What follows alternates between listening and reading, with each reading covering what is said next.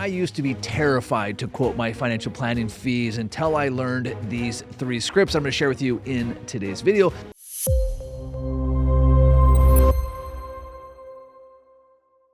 For those of you who don't know me, my name is Matthew Jarvis. I built a $2 million a year practice, but it was not always a great journey. Like, I used to be terrified to meet with prospects because I wasn't certain that I could deliver value to them. And I was just absolutely terrified to ask them to become clients because I knew they would ask about my fee.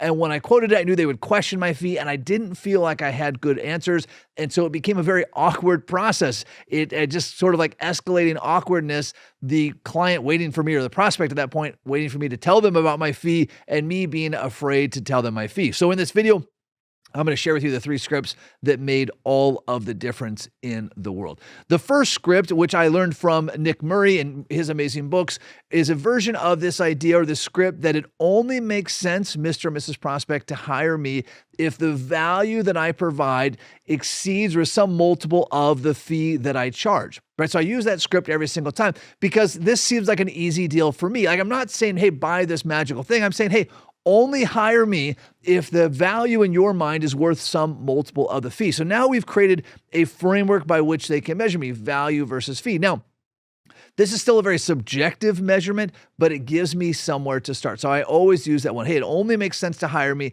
if the value you receive is to you worth some multiple of the fee that we charge. The second script I learned out of desperation after a prospect told me that they thought I was so young that maybe I took my bicycle there after my paper route. And so in an act of desperation, I told them, I said, listen, let's do this. Let's agree to work together just 1 calendar quarter at a time. And reason it's 1 calendar quarter at a time is each quarter, we will bill our fee on your account. You'll see a line item, advisor fee, and a dollar amount. And Mr. and Mrs. Prospect, you'll look at that dollar amount, and I will look at that dollar amount, and you'll decide, hey, is the value that I received worth some multiple of the fee that we were charged? And if so, we'll go another calendar quarter. And if not, we'll sit down and have a heart-to-heart. And if we can't find a solution forward, we will part ways as friends, right? So that's kind of, it's part like 1.0 or 2.0 of my first script, right? So I'm using the value has to be worth more than the fee. And then I'm taking the pressure off on the time commitment. Then I kind of added a third part to that, which is if at any time we decide to part ways as friends, I will do whatever I can to make the transition as smooth as possible. And as a gesture of good faith, I will refund my last quarter's fee so that we can part ways as friends. So notice how much pressure I've taken off this, right? Like, my original fee script was just like, hire me and the fee is X, right? And it was awkward, and they weren't sure what they were paying, and they weren't sure what they were getting. They weren't sure how long it was going to go. And if they didn't like it, they weren't sure how they could leave. So I've taken all of that pressure off. I've given them the formula. The value must exceed fee.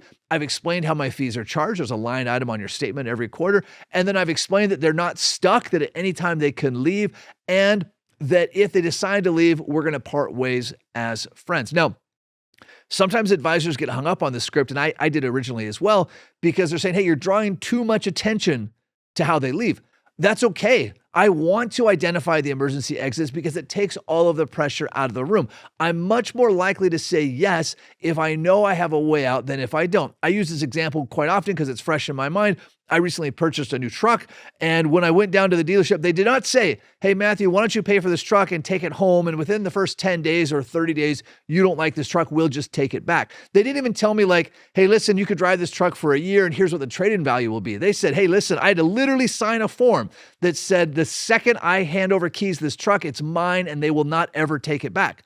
Now, think about that experience versus the experience of, we're going to work together 1 quarter at a time. You can leave at any time you want. Here's how my fees are charged. Here's how you'll get a refund on my fees. Now, sometimes some advisors have some compliance issues with that approach. That's for you to deal with, not for me. But here's the third part of the script. This one I learned from my good friend Micah Shalansky and co-host of The Perfect RIA. And I have to confess, it is absolute genius. Like, don't tell him that, right? It'll go to his head, and he's a good friend of mine. But this script is absolute genius. And the framework behind it is that while you or I as advisors, we might have an idea where fees are at in the industry. Now, by the way, no one really knows, but that's not the point. Consumers don't. Consumers don't. So no matter what fee I quote them, It could be a small fee. It could be a large fee. It could be $1. It could be $100,000. They don't have a reference point. If I go back to my truck example, I had already looked up on the internet how much these trucks cost. I had looked up what the option package cost. I had looked up what the range of prices were. I know what other trucks cost. I had an anchor point. Consumers have no anchor point. Now, discount advisors will try to anchor this really low. They'll say, well, I'm the cheapest option, right? They're trying to compete on fees. That's a bad plan because it cuts your legs off on so many ways. We'll talk about that in another video. So here's how we set the framework. So when it's time to talk about my fees, and I've gone through those scripts, right? Here's how my fee is charged, the value versus fee, here's how you get out of it, etc. Then I say, Mr. and Mrs. Client, you may not be aware of this, but in our industry, fees range from about 0%, though nothing's ever really free, to about 3%. My fee at 1.5% comes in right at the middle of that range, though we'd like to believe that our value is significantly higher than the middle of the range. Now, my advisor friends, let's think about this for a second. First, let's establish this fee range. Are there options that quote 0%? Sure, there are. Vanguard, Schwab, some of these will even pay you to open your accounts there. Some of them are very inexpensive, maybe 10 basis points, maybe 20 basis points. There's a whole army of discount advisors who are living in their mom's basement who are quoting low fees. I don't really care about that, but it gives us the low end of that fee range. What about the 3%? What about the high end of that fee range? Where does that come from? Well, my friends, a fully loaded variable annuity with the riders and the income guarantees and the investments, all those things easily comes in at 3%. Now, that's not quite an apples to apples comparison, but it's still a legitimate thing. 0% on the low end, though nothing's ever really free, and 3% plus on the high end. I've now established a range. Now, could the prospect go out and create their own range? Yeah, they certainly could, but I've done them the favor of saying, here's where the range lies, and here's where my fee is inside of the range, and I've explained why my fee is where it is. Now, every once in a while, a prospective client, now some prospective clients will push back on fees because it's just their nature. They're the type of people that always want to negotiate. I never negotiate on fees, and I'll explain that in just a minute. But they might say, hey, I heard Bozo Advisor down the street will do this for half the price. And I'll say, hey, that's great news. If Bozo Advisor can in fact do it for half the price, you should hire Bozo Advisor. And here's how I recommend you go about evaluating this. Go to Bozo Advisor, ask them to do for you a one-page financial plan. Once it's done, compare it to mine. Now, please don't show them my one-page financial plan because they'll just copy that and say they can do it. You need to let them prove themselves to you. And if in fact they can do all the things that I can do for a lower price, hire that person. But if you do, please let me know because I'll hire Bozo Advisor to work for me if at that price, right? And I smile when I share that. And obviously I would never call them Bozo Advisor, but it makes for a fun video. But I'm saying like, hey, this doesn't bother me. I don't have to defend myself against discount advisors. Sure, they exist there. And I believe in my heart of hearts, if you can find someone who does a better job than me for a lower price, you should in fact hire that person. Now, as an advisor, if you believe there are people doing a better job than you for a lower price, you need to up your game. And there's ways that we can do that. We can talk about that in another video. But I need to be confident that myself, or at least me with my support group, whether that's people on my team or people I've hired, are better than anyone else in my niche, in my geographical area for that client at that price. And so this framework makes a big difference. Now, let me do a quick side note on when people ask for discounts because this happens and you need to be ready for it. So when someone asks me for a discount, whether it's an existing client or a prospective client, and they say, hey, listen, can you do it for this price or for that price, or will you negotiate your fees? I say, Mr. and Mrs. Prospect, I would love to give you a discount. We've found a lot of great planning opportunities for you. I think that we'll do a lot of great work for you. And to be honest, you seem like really nice people that would be great to work with. And from that perspective, I would love to offer you a discount. Here's the reason I can't though. If I offer you a discount, it would feel only morally correct that I offer all of my other clients that same discount, right? So if I give you a better price, then my clients that have been with me for a long time, I need to give them that same price.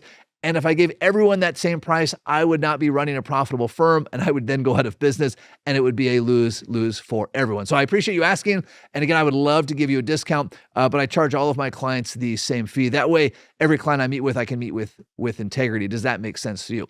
Now, 9 out of 10 people will make sense for it, and that's great. 1 out of 10, it won't, and that's fine. You're not the right fit for everyone. So whatever your framework on fees, though, there's a really key thing here. Whether you use my terminology or Micah's or someone else's, And it's got that you have to be as practiced with your fee schedule as you are with your name or your home address. If you ask me my name, I don't stumble on it. My voice doesn't get awkward. I don't sweat. I just say, oh, Matthew Jarvis. That's easy. If you ask me my address, I'll say, oh, here's my address in Las Vegas. I can just go there. It's not an issue. I don't have to think about that. But if I were to squirm, if someone says, hey, listen, what's your name? And I'm like, well, my name is, people get wildly suspicious, right? It's like, are you making this up on the spot? Do you not know? Are you not confident in it, right? So you've got to practice this.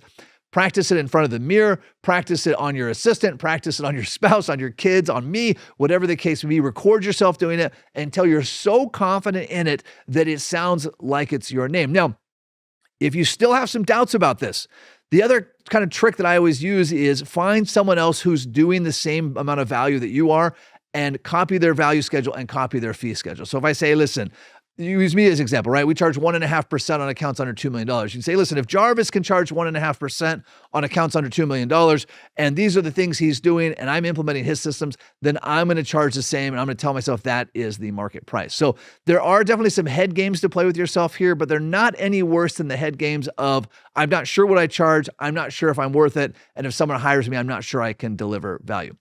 If you found these scripts helpful and this process helpful, check out my book, Delivering Massive Value, where I talk both about how to quote fees to prospective clients, but also how to raise fees on your existing clients. And until next time, happy planning.